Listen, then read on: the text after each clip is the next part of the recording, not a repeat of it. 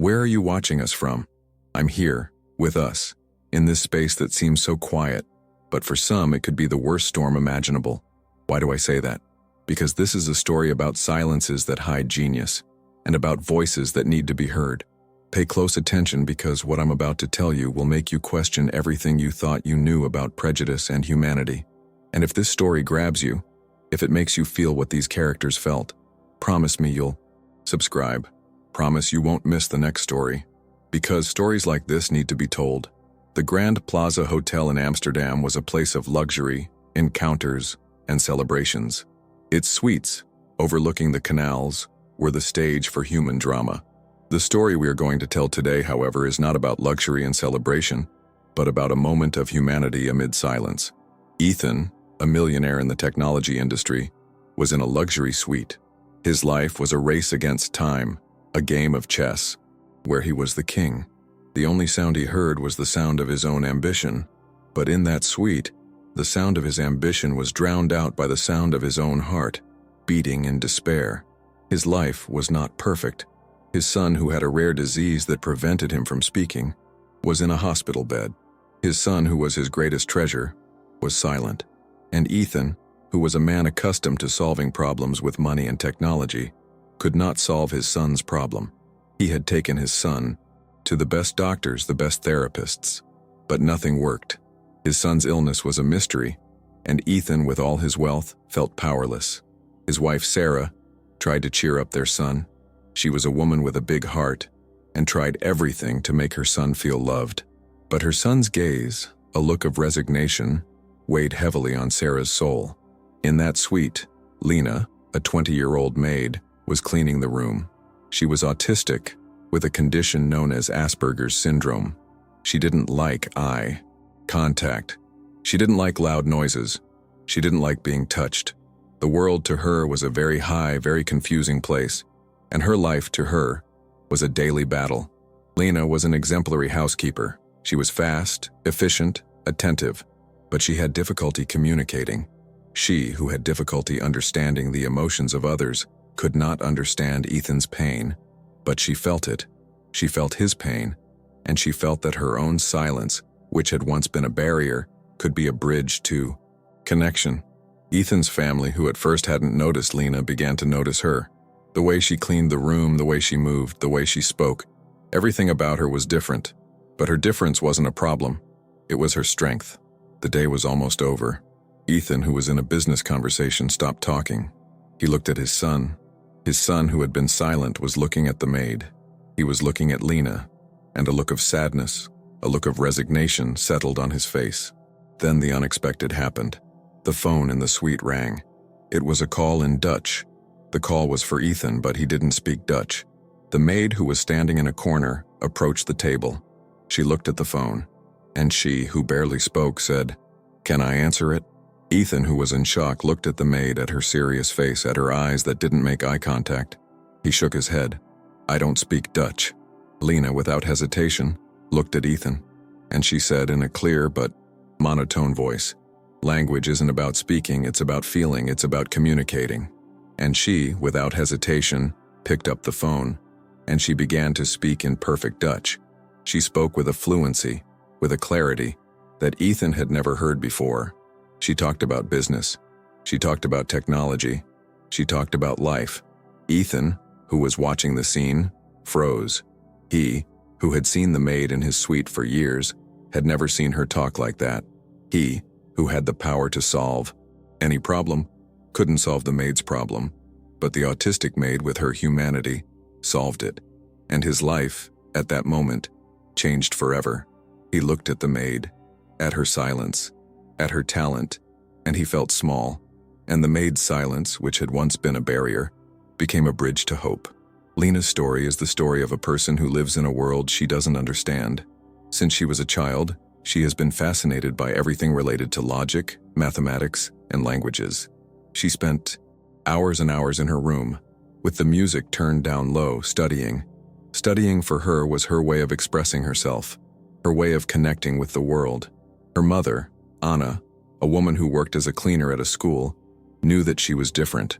She knew that Lena's silence was not the absence of a voice, but the presence of a voice that needed to be heard in a different way. With the help of doctors and therapists, she understood that she was autistic. The diagnosis was a shock at first, but Anna, who was a strong woman, decided that she would not treat Lena's autism as a disease. She would treat it as a part of her. She decided that she would create a world where Lena could flourish. The biggest challenge for Lena has always been communication. She had difficulty expressing herself, saying what she felt, and she had difficulty understanding the emotions of others. So she isolated herself. Her dancing became her safe haven, her refuge, her world. But her life was not a fairy tale. The other children who did not understand her isolated her. They called her weird and mute. Lena suffered in silence, but she had her mother, Anna, and she had her dancing. Anna's greatest challenge was always fear. Fear that the cruel world would hurt her daughter. Fear that her innocent daughter would lose her way. But her fear was overcome by love. The unconditional love she felt for her daughter. The love that made her fight for her. The love that made her her voice in the world. Anna, who was a woman of faith, believed that her daughter, who was so different, had a mission to show the world that genius is not the absence of a disability, but the presence of a strength that needs to be valued, and the mission to show the world that a person's silence can be the loudest voice of all. Ethan, the billionaire, lived in a bubble of false hope. He believed that money, technology, and the best doctors in the world could solve any problem. He believed that life was a game of chess and that he was the king, and that he could move the pieces as he saw fit. He hired the best neurosurgeons, who examined his son. The diagnosis was the same: psychosomatic paralysis. His mind had blocked the connection to his nerves. They suggested therapy, hypnosis. Ethan paid for everything, believing that the solution lay in science and technology. But Ethan's false hope was his greatest weakness. He couldn't accept that his power and wealth couldn't cure his son. He couldn't accept that the solution to his son's problem wasn't in medicine but in humanity. He paid for expensive therapy sessions, but the therapist, who was a famous woman, didn't know how to deal with his son's trauma. She tried to get him to talk about the accident, but his son, who couldn't talk about his mother's death, closed himself off. The therapy wasn't working. Ethan, frustrated, thought about giving up. He thought about admitting his son to a psychiatric clinic, but he couldn't. He loved his son more than anything, and he felt that if he gave up, he would be giving up on his life. Ethan's false hope was poison. Every failed attempt, every wrong piece of advice, every closed door was a scar on his heart. His life became a daily battle, a battle against his own helplessness, a battle against his own arrogance. But Ethan's false hope was about to be confronted by the truth that the solution to his son's problem was not in a hospital, but in an autistic boy's notebook. The truth that healing is not the absence of disease but the presence of a miracle, and that sometimes miracles are the simplest things in the world. Ethan and Lena's story was not just a story of hope, it was a story of conflict. The conflict between money and humanity, between science and intuition, between arrogance and humility. The hotel manager, a man named Bernard, was a man of rules and procedures. He, who was responsible for the hotel, did not believe Lena's diagnosis. "Mr. Ethan, I know you're desperate, but what that maid did is an aberration. Her language is not professional, it's strange. Are you listening to a chambermaid? You, one of the richest men in the world, are listening to an autistic chambermaid?" Ethan, who at first sided with Bernard, was in doubt. He had seen the chambermaid speak. He had seen the logic, and he felt that Lena was right. "Bernard, I know what she did is strange, but her language makes sense. What if she's right?" Bernard laughed. "What if she's right? Mr. Ethan, the maid is autistic. She lives in her own world.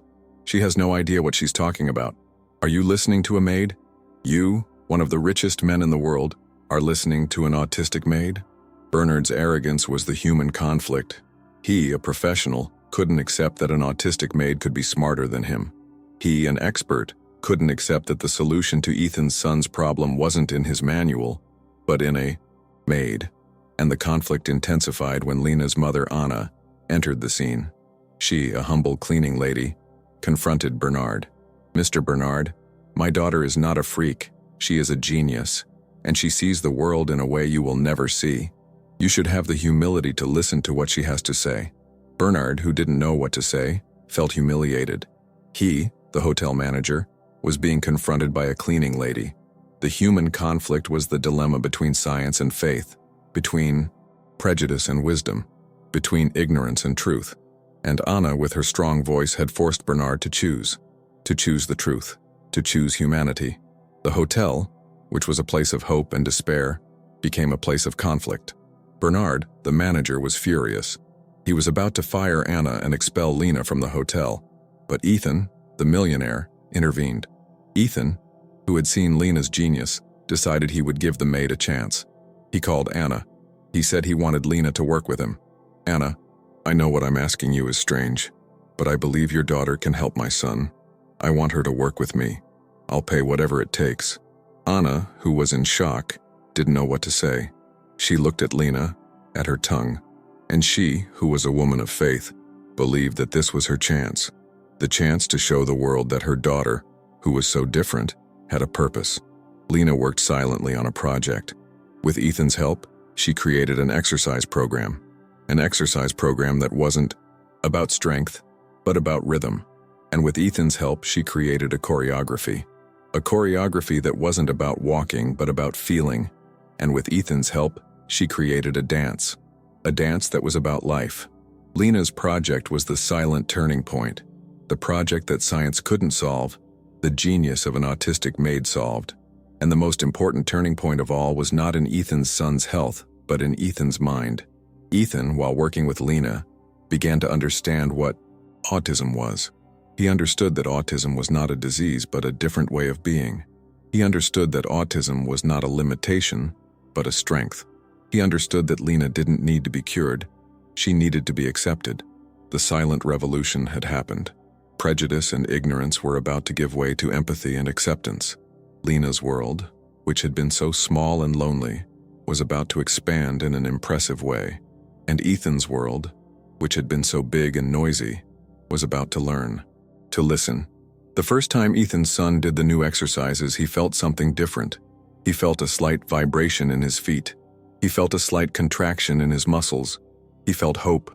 And for the first time in years, he looked at his father and smiled, a shy but sincere smile. And the first time he danced Lena's choreography, he felt that her logic made sense.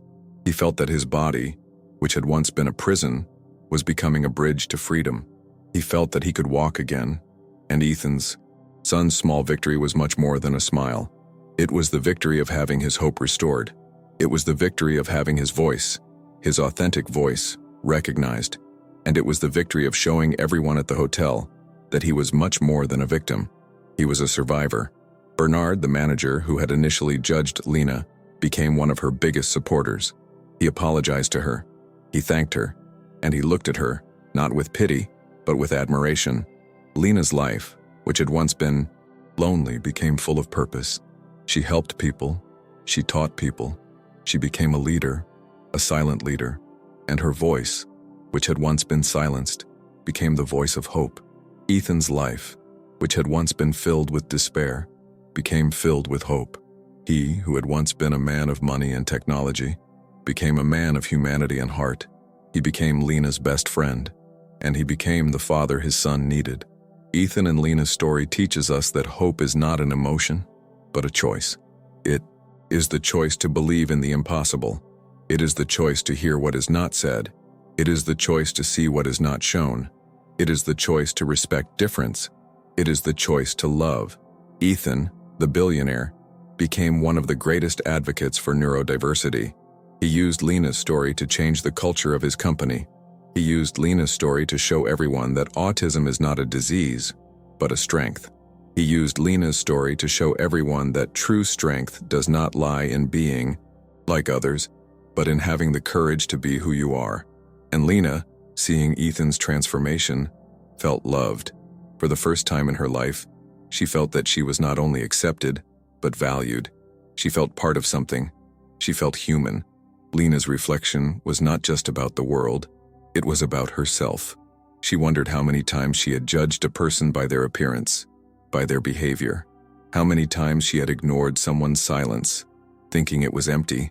She regretted judging Bernard at first for thinking about firing him. She felt ashamed. Lena's transformation was not just external, it was internal. She began to be a more humane, more empathetic leader. She began to care about her co-workers, to listen to what they had to say, even if it was in silence. She created an inclusion program at the company, a program that was not just for people with autism, but for all people who felt different. She remembered Anna's words. Love doesn't try to change who you are. It helps you be the best version of yourself. She understood that love, true love, wasn't just for family and friends.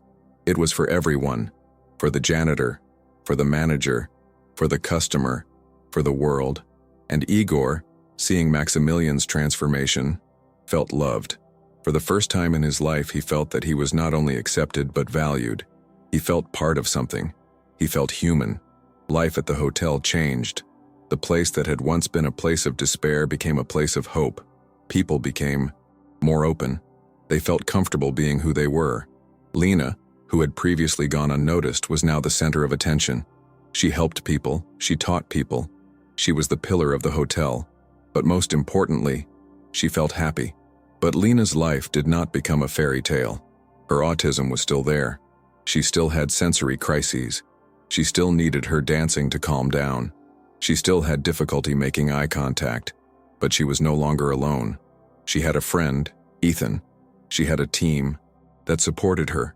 She had a purpose. Lena's story shows us that hope is not the absence of pain, but rather the presence of tools to deal with it. Lena still felt the pain of autism, but she had the tools to navigate life. She had her passion for dance. She had the support of her mother, Anna. And she had the acceptance of Ethan and the entire hotel. Lena's story is not about curing autism. It's about accepting autism. It's about the beauty that exists in difference. It's about the power of silence. And it's about the voice that exists in each of us, even if it's not spoken. What Lena's story teaches us is that true strength isn't about being like everyone else, but about having the courage to be who you are, even if that's different. And that true wisdom isn't about knowing everything, but about having the humility to listen. Not all love speaks, but all true love listens. If this story touched you, like, comment, and subscribe. Someone may need to hear this today.